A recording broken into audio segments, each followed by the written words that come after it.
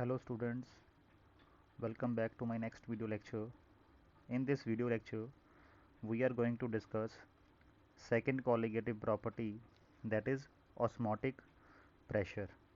But before discussing the osmotic pressure, we have to know about osmosis. The net spontaneous flow of the solvent molecules from the solvent to the solution side through a semi-permeable membrane is called as the osmosis. Okay, देखो ये आपके पास यहाँ पे this is the semi permeable membrane. Okay, इसकी एक side आपने लिया pure solvent water. Okay, और दूसरी साइड आपने लिया solution of copper sulphate. Okay, तो दोनों साइड में से सॉल्वेंट की कंसनट्रेशन किस साइड ज़्यादा है? इस साइड, क्योंकि यहाँ तो प्योर सॉल्वेंट है. And this side there is solution of copper sulphate. Okay, then और ये जो सेमी परमेबल मेम्ब्रेन है ये सिर्फ और सिर्फ सॉल्वेंट मॉलिक्यूल्स को अलाउ करेगी टू पास थ्रू. क्लियर? ये सिर्फ सॉल्वेंट मॉलिक्यूल्स को अलाउ करती है. इट मीन्स सिर्फ सॉल्वेंट मॉलिक्यूल्स यहाँ इस सेमी परमेबल मेम्ब्रेन के थ्रू ट्रांसपोर्ट कर सकते हैं. सॉल्वेंट की कंसनट्रेशन इस साइड ज़्यादा है, इस साइड कम है सॉल्वेंट की, क्योंकि इस साइड प्योर सॉल्वेंट है, इस साइड सॉल्यूशन है, उसमें कुछ सॉल्यूट भी है. तो उसकी वजह से क्या हुआ, सॉल्वेंट की कंसनट्रेशन कुछ कम हो गई है. Okay, so the solvent molecules start flowing from this side to this side through semi permeable membrane. आपको पता है ना, कंसनट्रेशन हाई कंसनट्रेशन से हमेशा लो कंसनट्रेशन की तरफ मूवमेंट होती है, और यहाँ पे मूवमेंट होगी high concentration of solvent side से low concentration of solvent side. This movement will be there. Okay, this movement is called as the osmosis. Okay, clear? The net spontaneous flow of a solvent molecules from the solvent to the solution side through a semi permeable membrane is called as the osmosis. Okay, now let us understand what is osmotic pressure. This is the same arrangement. This side is pure solvent, this side is solution. Solvent molecule will start moving toward this side. Okay, but you want to stop the solvent molecules to enter to this side. Okay, आपने इन molecules को solvent इस side से इस side पे आने से रोकना है. तो कितना प्रेशर आप इस साइड लगाओ सो दैट जस्ट सॉल्वेंट की मॉलिक्यूल यहाँ एंटर होना बंद कर दें, मतलब वो यहीं रुक जाएं. Okay, that pressure is called as the osmotic pressure. Minimum excess pressure that has to be applied on the solution to prevent the entry of the solvent into the solution through semi permeable membrane is called as the osmotic pressure. Solution side कितना pressure लगाया जाए so that solvent molecules की entry solution side बंद हो जाए, that is called as the osmotic pressure of this particular solution. Okay, clear? और हाँ, एक और टर्म हो सकती है, अगर मान लो यहाँ पे आपने प्योर सॉल्वेंट ना लेके लेस कंसनट्रेटेड सोल्यूशन लिया और इस साइड मोर कंसनट्रेटेड सोल्यूशन लिया, देन ऑस्मोसिस तब भी होगी, क्योंकि लेस कंसनट्रेटेड में सॉल्वेंट ज़्यादा है. लेस कंसनट्रेटेड का मतलब क्या है, उसमें सॉल्यूट कम है. अगर सॉल्यूट कम है तो मतलब सॉल्वेंट के मॉलिक्यूल ज़्यादा हैं. एंड मोर कंसनट्रेटेड सोल्यूशन का मतलब होता है कि सॉल्यूट ज़्यादा है. सॉल्यूट ज़्यादा है, अगर सॉल्यूट की अमाउंट बढ़े तो क्या होता है, सॉल्वेंट की अमाउंट कम होनी शुरू हो जाती है. तो यहाँ पे कंसनट्रेशन ऑफ सॉल्वेंट कम है, यहाँ पे कंसनट्रेशन ऑफ सॉल्वेंट ज़्यादा है. ओके, सो होगा क्या, फिर भी आपके पास आपको ऑस्मोसिस देखने को मिलता है. मतलब आप ऑस्मोसिस को कैसे डिफाइन कर सकते हो, ऑस्मोसिस में सॉल्वेंट जो मॉलिक्यूल्स हैं वो लेस कंसनट्रेटेड सॉल्यूशन से मोर कंसनट्रेटेड सॉल्यूशन की तरफ मूव करते हैं. हालांकि हमने अभी बोला कि जो हमेशा फ्लो की डायरेक्शन ऑफ फ्लो होती है वो क्या होती है, मोर कंसनट्रेटेड से लेस कंसनट्रेटेड. ठीक है, बट यहाँ पे मोर कंसनट्रेटेड सॉल्वेंट साइड से लेस कंसनट्रेटेड सॉल्वेंट साइड है, ये ध्यान में रखना है. और ज़्यादातर जो कंसनट्रेशन एक्सप्रेस करते हैं ये तो concentration less concentration of solute है यहाँ पे, और यहाँ भी मोर कंसनट्रेशन ऑफ सल्यूट के टर्म में बात कर रहे हैं. Okay, clear? अगर प्योर सॉल्वेंट ना हो के यहाँ पे लेस कंसनट्रेटेड सोल्यूशन होता है जिसमें सल्यूट की अमाउंट कम है, और यहाँ पे मोर कंसनट्रेटेड सोल्यूशन होता जिसमें सल्यूट की अमाउंट ज़्यादा है, तब भी आपको ऑस्मोसिस देखने को मिलता। Okay, clear. और ऑस्मोसिस को रोकने के लिए जितना प्रेशर लगता है ऑन दी सोल्यूशन साइड और more concentrated solution side, that is called as the osmotic pressure. Now there are some terms जो हमें पढ़ना ज़रूरी है। First of all, exosmosis, exosmosis. Okay, what is the meaning of exosmosis? When solvent molecules come out through the membrane. ये वैसे biology में ये terms ज़्यादा यूज़ होती हैं। जैसे मान लो आपके पास ये मेम्ब्रेन है, ओके, ये मेम्ब्रेन है, ये इस मेम्ब्रेन, ये एग मेम्ब्रेन है, एग का आउटर शेल है जो कि एक सेमी परमेबल मेम्ब्रेन की तरह एक्ट कर रहा है। ओके, तो अगर एग के अंदर मान लो वाटर है, ओके, वाटर की क्वांटिटी थोड़ी बहुत होती है एग में, और बाहर आपने NaCl सोल्यूशन रखा, क्लियर। अगर वाटर एग से बाहर आ जाए through this semi permeable membrane, when the solvent molecules come out through the membrane, so that is called as the exosmosis. Okay, clear. जब भी आप एग्स को बॉयल करते हो, ऑन बॉइलिंग एग्स होता क्या है, अगर आप उन एग्स को NaCl के सोल्यूशन में बॉयल करो तो जो NaCl सोल्यूशन है अगर वो मोर कंसनट्रेटेड हुआ, तभी उसमें NaCl डालते हैं to make it more concentrated, और उसके एग के अंदर वाला जो आपके पास मिक्सचर है उसमें लेस जो सॉल्यूशन जो हुआ वो लेस कंसनट्रेटेड हुआ, तो उसमें से वाटर जो है वो बाहर आना शुरू हो जाता है। तो आपका जो अंदर वाला एग है, एग का जो मेन मटेरियल है वो श्रिंक कर जाता है। Okay, clear, egg will shrink, तभी तो उसको पील करना ईजी हो जाता है, ठीक है। तभी तो जो एग हैं उसको बॉईल करने के लिए हमेशा NaCl सोल्यूशन का यूज़ किया जाता है। बट अगर आप एग को प्योर वाटर में बॉईल करो, एट दैट टाइम क्या होता है, प्योर वाटर बाहर सॉल्वेंट है प्योर और अंदर सोल्यूशन है, तो सॉल्वेंट के मॉलिक्यूल जो कि एग की लेयर है जो कि एक SPM है, सॉल्वेंट के मॉलिक्यूल बाहर से अंदर आना शुरू कर जाते हैं, तो अंदर जो आपके पास मिक्सचर है वो स्वेल कर जाता है, तो ऐसे एग को पील करना डिफ़िकल्ट हो जाता है। और जब सॉल्वेंट के मॉलिक्यूल बाहर से अंदर जाएंगे through the membrane, that will be called as the endosmosis, when membrane permits the solvent molecules to enter inside. And in case of egg, if endosmosis occurs, then the egg will swell, okay, and it is difficult to peel it off.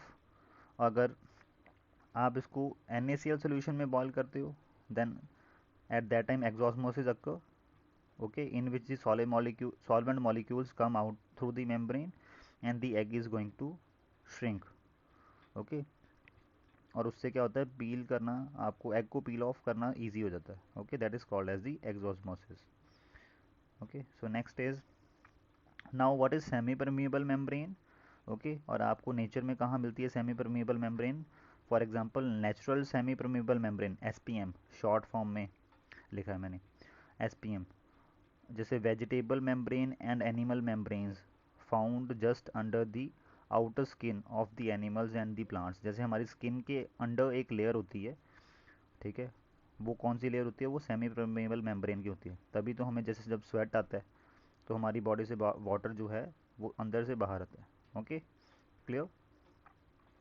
और जो वैसे laboratory में use किया जाता है natural semi permeable membrane for experiment purposes, that is pigs bladder. Pigs bladder जो है वो एक नेचुरल मेम्ब्रेन है जिसको लेबॉर्ट्री में यूज़ किया जाता है। Okay, second is artificial semi permeable membrane, parchment paper, cellophane, these are some examples of artificial semi permeable membrane. Okay, and these are used in case of in for laboratory purposes. Okay, now next is how osmotic pressure is measured. Okay, osmotic pressure के develop होने का reason क्या है, अभी अभी हमने पढ़ा, concentration difference, जिस साइड सॉल्वेंट ज़्यादा कंसंट्रेशन में है उस साइड से सॉल्वेंट जो है वो through semi permeable membrane solution side move करना शुरू कर देता है, और उसकी एंट्री को रोकने के लिए आपको ऑस्मोटिक प्रेशर लगाना पड़ता है ऑन दी सॉल्यूशन साइड।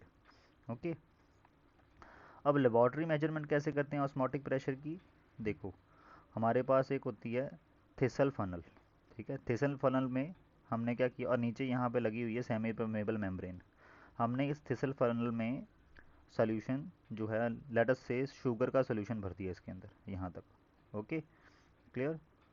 और इसको डिप कर दिया प्योर वाटर में। हमें पता है वाटर, यहाँ पे प्योर वाटर है, अंदर सोल्यूशन है। वाटर, ये जो सेमी परमेबल मेम्ब्रेन है, इसके थ्रू आपकी मूवमेंट शुरू हो जाएगी। सॉल्वेंट मॉलिक्यूल बाहर से इस थिसल फनल में जाना शुरू हो जाएंगे। उससे क्या होगा, इसका लेवल राइज होना शुरू हो जाएगा।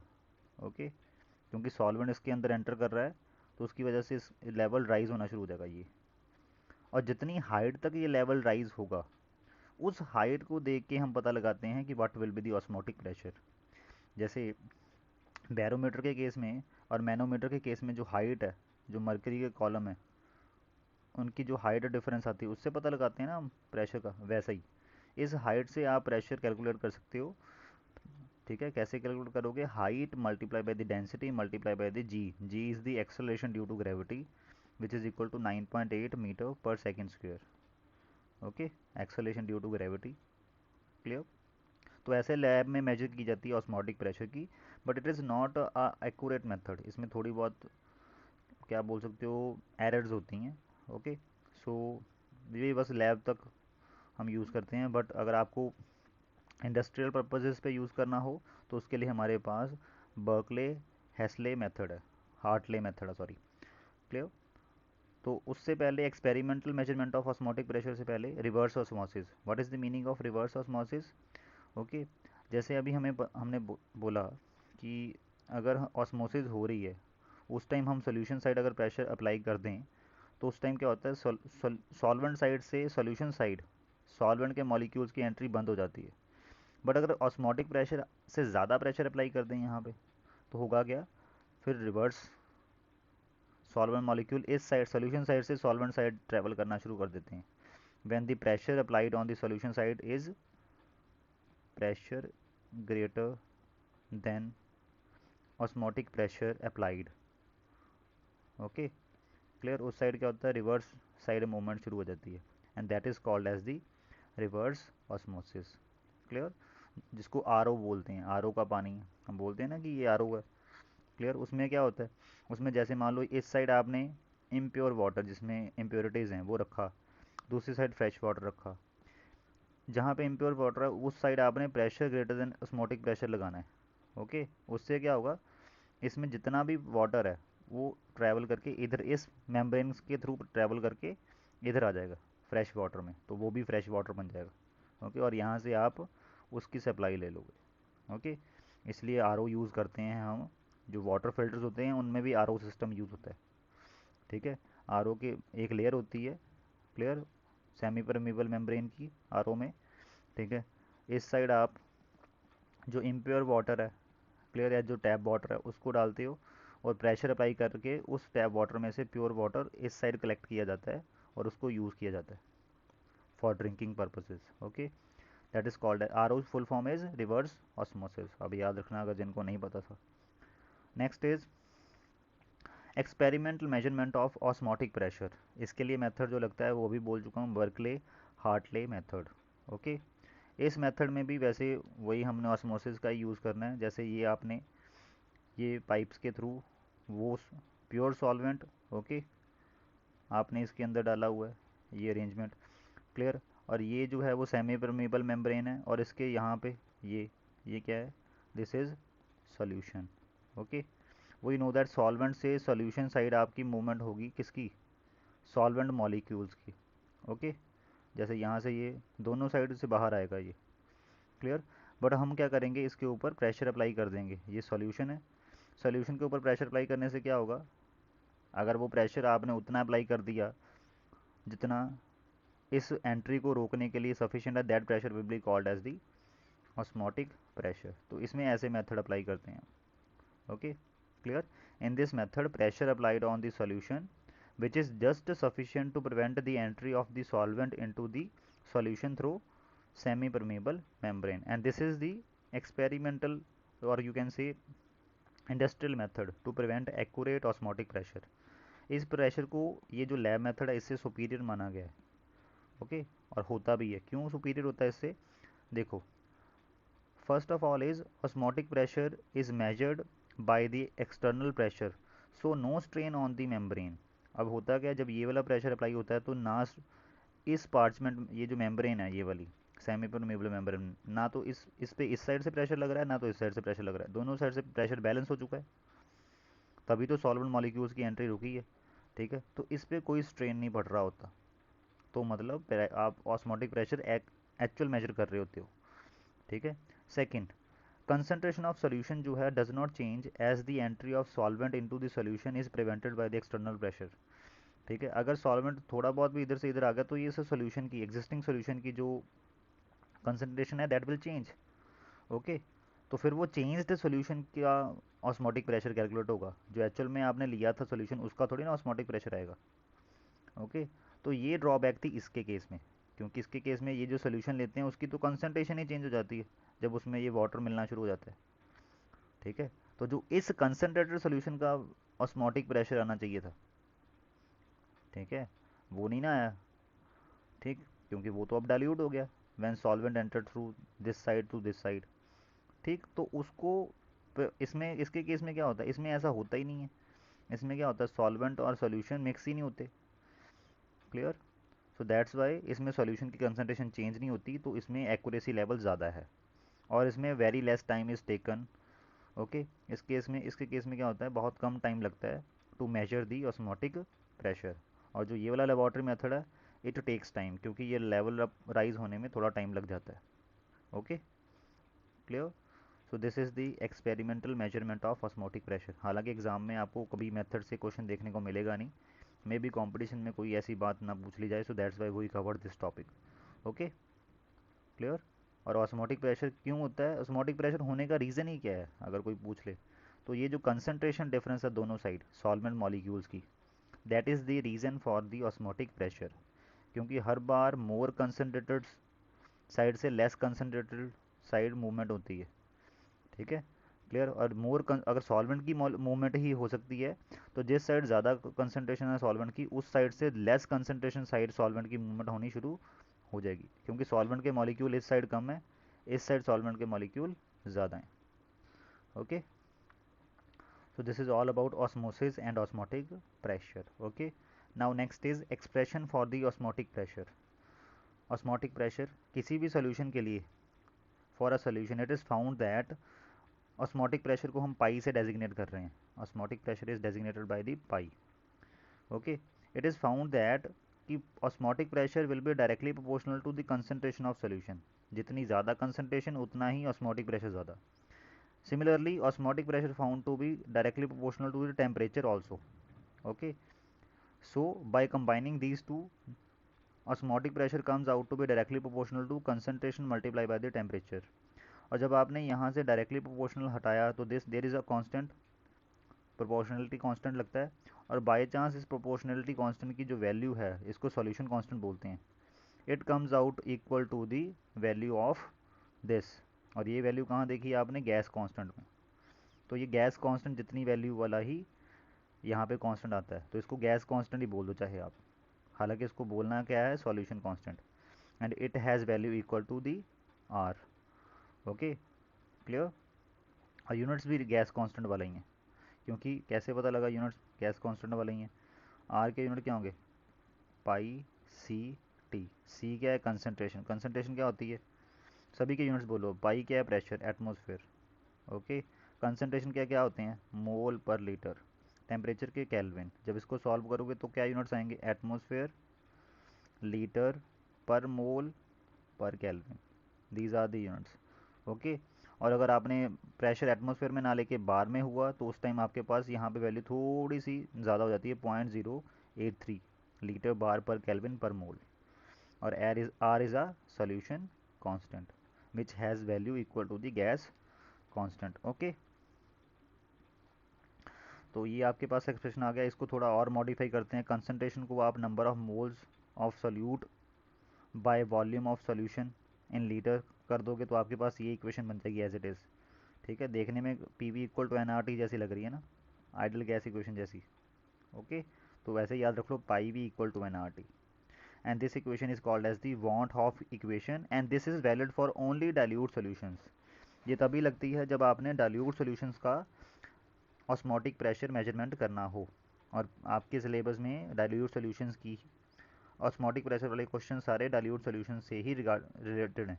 ओके, और एक और थ्योरी जो वांट ऑफ थ्योरी जो आपको आपके साथ मैं डिस्कस करना चाहता हूँ, that is want of theory. अब आप पूछोगे कि यार ये ऐसे क्यों आया?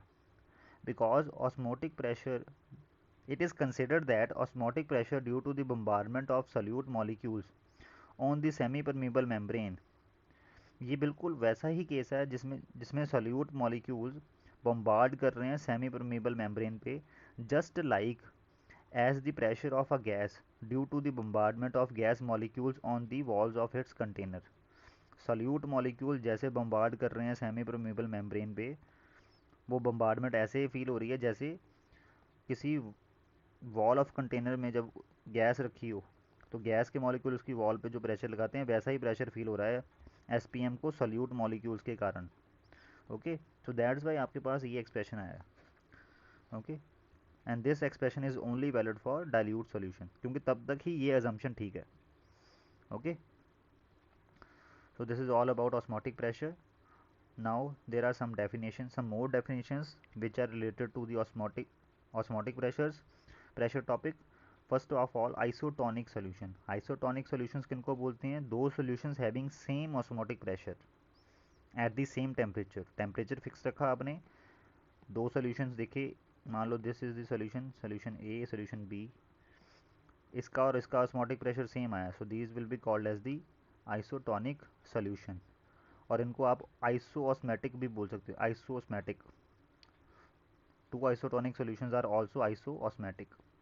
okay, next is hypotonic solution. Hypotonic solution means, let us comparing two solutions, this A with this B. Solution having low pressure, osmotic pressure, then the other is called as the hypotonic. अगर इसका pressure low हुआ, osmotic pressure low हुआ as comparison to this, तो this solution will be called as the hypotonic as compare to this. Okay, और इसका high as compare to this, तो इसको बोलेंगे कि this is hypertonic as comparison to this. Okay, solution having high osmotic pressure, then the other is called as the hypertonic solution with respect to other. Okay, now biological importance of osmosis. Biology में इसका बहुत importance है, but हम थोड़ा सा touch ही करेंगे chemistry में इसको, कि what is the importance. First of all, turgor. Turgor means pressure developed inside the cell due to the inflow of water into it is called the turgor। Cell पड़ा है, ठीक है, सेल की ये आउटर मेम्ब्रेन जो है एक semi permeable membrane है। मान लो सेल एक लिक्विड में पड़ा है, this is the liquid. Okay, clear. इसमें वाटर की कंसनट्रेशन कुछ और होगी, सेल के इनसाइड वाटर की ये जो सेल है इसके इनसाइड वाटर की कंसनट्रेशन कुछ और होगी। ओके, इस कंसनट्रेशन डिफरेंस की वजह से सॉल्वेंट के मॉलिक्यूल या तो बाहर से अंदर को आ सकते हैं, सॉरी अंदर से बाहर को आ सकते हैं, या तो बाहर से अंदर को भी जा सकते हैं, डिपेंडिंग अपॉन कंसंट्रेशन किस साइड ज़्यादा है। Okay, clear. अगर बाहर से अंदर को जाएं सेल की मेम्ब्रेन के through, that phenomena is called as the turgor. Okay, clear. और उससे क्या होगा, सेल जो सेल के अंदर वाला मटेरियल है, जब इसमें वाटर जाना शुरू होगा तो सेल जो है एक्सपेल करेगा, और एक्सपेल करेगा तो इस उसकी वॉल के ऊपर ज़्यादा प्रेशर आएगा, pressure greater. Okay, clear. Next है हेमोलिसिस। हेमोलिसिस क्या होती है? Rupturing of cell on placing in low osmotic pressure solution. अगर उसको ऐसे सोल्यूशन में रख दें जिस सोल्यूशन में जिस सोल्यूशन की कंसनट्रेशन उसकी अंदर वाली कंसनट्रेशन से कम है, मतलब this is of low concentration, this is of high concentration.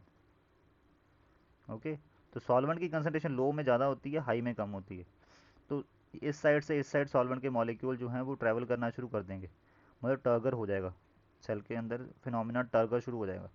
उससे क्या होगा, सेल अल्टीमेटली एक्सपेंड करते करता रप्चर ही हो जाता है, that phenomena will be called as the hemolysis. और हेमोलिसिस कब होती है? Whenever there is a hypotonic solution. Hypotonic solution किसको बोलेंगे? जिसकी लो कंसनट्रेशन है, क्योंकि लो कंसनट्रेशन की वजह से जो आपके पास सॉल्वेंट के मॉलिक्यूल हैं उस सॉल्यूशन से सेल के अंदर मूव करना शुरू कर देते हैं, जिससे सेल की रप्चरिंग हो जाती है। ओके, प्लाज्मोलिसिस क्या होता है? जब आप सेल को किसी ऐसे, जैसे मान लो ये सेल है, सेल को आपने ऐसे सॉल्यूशन में रख दिया जिसकी कंसनट्रेशन हाई है। तो अब सेल के अंदर से वाटर सॉल्वेंट के मॉलिक्यूल बाहर आएंगे। At that time the cell will shrink. This is called as the shrinking of cell due to placing on high osmotic pressure solution. ठीक है, हाई ऑस्मोटिक प्रेशर सोल्यूशन कौन होगा? जिसकी हाई कंसनट्रेशन होगी। High concentration leads to the high osmotic pressure. ठीक है, अब आप बोलोगे सर ये कहाँ से है? Pi is directly proportional to C. Okay, concentration ज़्यादा तो आपके पास ऑस्मोटिक प्रेशर भी ज़्यादा। सो ये जो श्रिंकिंग ऑफ सेल होती है due to placing in high osmotic pressure solution, जिसको हाइपरटोनिक सोल्यूशन बोलेंगे with respect to the cell, okay, that is called as the plasmolysis. And this plasmolysis phenomena is also called as the crenation.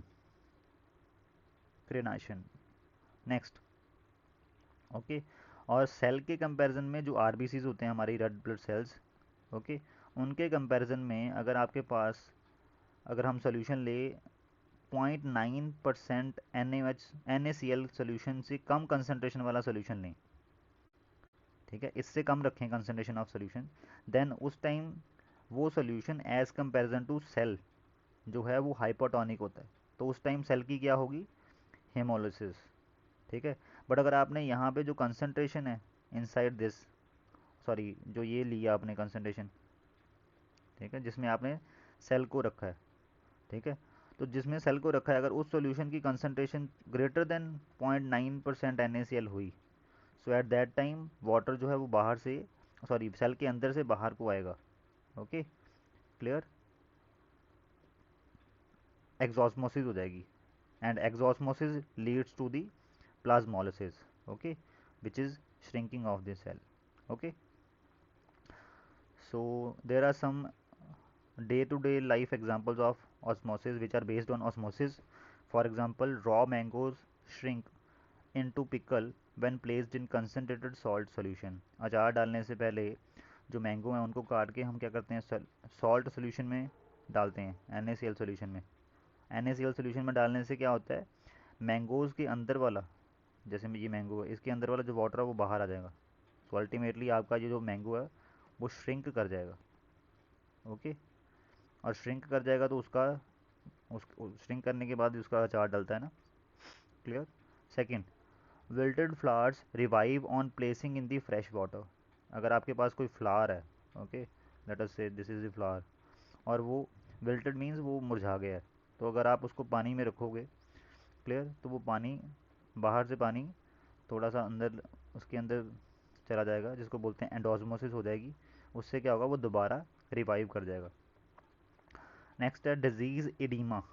Edema in people taking a lot of salt develop which cause swelling और puffiness of their tissues. Okay, तो उनके जो eyes के near by जो होते हैं वो tissues वो पफ कर जाते हैं, वो फूल जाते हैं, स्वेल हो जाते हैं। ओके, तो ये जो एडीमा डिजीज़ है that is due to osmosis. Okay, और ये किन लोगों को होती है, जो लॉट ऑफ सॉल्ट कंज्यूम करते हैं। ओके, सो उनके आरबीसीज, जो आरबीसीज होते हैं और जो उनके ब्लड टिश्यूज़ होते हैं उनसे पानी बाहर आ जाता है, और वो पानी जो है वो बाहर आके स्वेलिंग कॉज करता है। क्लियर? क्योंकि उनके ब्लड में NaCl की अमाउंट बढ़ जाती है, और अगर ब्लड में, ये ब्लड है जिसमें वो पड़ा है, अगर ब्लड में NaCl की अमाउंट 0.9% से ग्रेटर होगी तो उस टाइम क्या होगा, आरबीसीज से वाटर बाहर आएगा, और वो वाटर जो है वो ब्लड स्ट्रीम में ऐड होना शुरू हो जाएगा, जिससे वाटर रिटेंशन होनी शुरू हो जाएगी। ओके, नेक्स्ट, अब जितनी भी कॉलिगेटिव प्रॉपर्टीज़ हैं, ठीक है, उनको आप यूज़ कर सकते हो to determine molecular mass of unknown, किसी अननोन ऑर्गेनिक कंपाउंड का जिसका आपको नहीं पता मॉलिक्यूलर मास। ऑर्गेनिक कंपाउंड या कोई भी कंपाउंड, नॉट ऑर्गेनिक, किसी भी अननोन कंपाउंड का मॉलिक्यूलर मास फाइंड आउट करने के लिए आप सभी कॉलिगेटिव प्रॉपर्टीज़ का यूज़ कर सकते हो। जो 4 तरह की कॉलिगेटिव प्रॉपर्टी हमने पढ़नी है, ठीक है, relative lowering of vapour pressure हम पढ़ चुके हैं पिछली वीडियो में। ठीक, तो अगर आपने मॉलिक्यूलर मास डिटर्मिन करना है फ्रॉम ऑस्मोटिक प्रेशर मेजरमेंट, वो कैसे करेंगे? हमें पता है pi V equal to NRT। NRT, N क्या होता है, number of moles. Number of moles कैसे निकलते हैं, given weight of solute by molecular weight of solute. तो W/M अगर इसको लिख दें तो यहाँ से m कैलकुलेट किया जा सकता है। m कैलकुलेट करने के लिए आपको ये देखना पड़ेगा कि कितना सॉल्यूट डाला है, वो तो आप अपनी मर्ज़ी से डालते हो ना। To make the solution, r gas constant हो गया या solution constant, t temperature note करना है, पाई क्या है, उस सॉल्यूशन के लिए ऑस्मोटिक प्रेशर क्या आएगा वो नोट करोगे आप। ओके, एंड v क्या है, वॉल्यूम, कि कितना वॉल्यूम आपने बनाया है सॉल्यूशन का। ठीक है, w वेट आपने सॉल्यूट का डिज़ोल्व करवा के टोटल ये जो सॉल्यूशन बनाया है उस सॉल्यूशन का वॉल्यूम कितना है। ठीक, ये वॉल्यूम आप एक्सपेरिमेंट करते टाइम खुद फिक्स करते हो, w भी आप खुद फिक्स करते हो, टेम्परेचर आप नोट कर लोगे और पाई आप ऑब्जर्व कर लोगे with the help of instrument. ठीक है, बर्कले मेथड। सो उससे आपके पास ये कैपिटल एम आ जाएगा। क्लियर, मॉलिक्यूलर मास जो अननोन कंपाउंड का है वो आप ऐसे पता लगा लोगे। ठीक, और जो इंडस्ट्रीज़ में एनालिसिस होती हैं, जो नए नए कंपाउंड डेवलप होते हैं, ठीक है, उनमें कैसे पता लगाते हैं मॉलिक्यूलर मास, उनमें मॉलिक्यूलर मास ऐसे ही पता लगाया जाता है by using some of the colligative properties. Okay, और भी मेथड है बट ये भी एक मेथड है जिससे आप अननोन का मॉलिक्यूलर मास फाइंड आउट कर सकते हो। And now let's move to numericals. First numerical, calculate the osmotic pressure of 5% solution of urea at 273 Kelvin. Very easy, आपने ऑस्मोटिक प्रेशर निकालना है 5% सोल्यूशन ऑफ यूरिया का at 273 kelvin. 5% means 5 gram of urea in 100 gram of solution, and this is very dilute solution. तो 100 gram of solution water में बनाया है, तो 100 gram water का कितना वॉल्यूम होगा, 100 ml, क्योंकि वाटर की डेंसिटी होती है 1 ग्राम पर ml। ओके, तो 5 ग्राम ऑफ यूरिया है इन 100 ml ऑफ वाटर, ऐसे मान लें 5 gram of urea in 100 ml of water. ये हमने कहाँ से इंटरप्रेट किया, परसेंटेज से। ओके, और 100 ml means 0.1 litre. Clear, litre में क्यों कन्वर्ट करना है, क्योंकि आर के यूनिट में atmosphere litre per mole per kelvin, are के यूनिट्स में आपके पास अगर आप आर की वैल्यू ये लोगे तो लीटर होगा, तो आपको यहाँ पे वॉल्यूम जो है वो लीटर में लेना पड़ेगा। 100 ml मीन्स 0.1 लीटर। सो बस आपके पास वॉल्यूम आ गया, पाई आपने कैलकुलेट करना है, number of moles 5 gram of urea में कितने नंबर ऑफ मोल्स होंगे, 5 डिवाइड बाई 60, क्योंकि यूरिया का मॉलिक्यूलर मास कितना होता है 60 gram per mole. Clear, number of moles आ गए, आर कांस्टेंट है, T temperature 273 kelvin. Okay, so हमने वैल्यूज़ पुट कर दी, एन को डब्ल्यू बाई एम लिख दिया, पाई, तो ये बन गया आपके पास expression, pi equal to W R T by M V. M क्या है, molar mass of urea 60, volume 0.1 litre, R की वैल्यू, टेम्परेचर, और आपके पास वेट ऑफ सॉल्यूट कितना है 5 ग्राम, पुट किया, pi comes out to be 18.68 atmosphere. Okay, this is it. Clear, atmosphere में आपने ऑस्मोटिक प्रेशर निकाल लिया। Now next second numerical, 200 centimeter cube of an aqueous solution, there is an aqueous solution of a substance 200 ml, क्योंकि 200 centimeter cube means ml, of a protein, किसी protein का solution है, contains 1.26 gram of protein and it is having 1.26 gram of protein. The osmotic pressure of this solution at 300 Kelvin is found to be this much bar. बार में है तो आपको are बार वाला लेना पड़ेगा। Okay, calculate molar mass of protein, अब protein का molar mass unknown है तो आपको पॉइंट फाइंड आउट करना है। फॉर्मूला वही, pi V equal to W by M R T, मतलब pi V equal to N R T. Okay, volume आपको लीटर में लेना है तो 0.2 लीटर। ओके, तो डब्ल्यू क्या है, given mass of the protein कितना आ गया, given mass of the protein 1.26 gram, molar mass of the protein find out करना है, ऑस्मोटिक प्रेशर गिवन है, टेम्परेचर भी गिवन है, आर आपको पता ही है बार वाला लेना है, तो मोलर मास के लिए ये एक्सप्रेशन बन गया, इसमें वैल्यूज़ आपने पुट कर दी। Okay, after putting the values the molar mass of the protein comes out to be 61,039 gram per mole. अब आप बोलोगे सर इतना ज़्यादा मोलर मास क्यों आ रहा है, क्योंकि प्रोटीन्स जो होते हैं they are very long chain molecules. Okay, तो इनका ये बहुत ज़्यादा बड़े मॉलिक्यूल्स होते हैं, तो they will have very high molecular mass. Okay, clear, so this is the numericals, और ये तो एप्लीकेशन बेस्ड न्यूमेरिकल था। जैसे मैंने अभी आपको बताया कि हम अननोन सब्सटेंसेस का मॉलिक्यूलर मास कैसे ऑस्मोटिक प्रेशर की हेल्प से मेजर कर सकते हैं, वो उसका एक एग्जांपल है। Okay, so this is all about osmotic pressure. In our next video we will discuss elevation in boiling point of boiling point. Okay, and this is the colligative property number third. So okay students, thanks.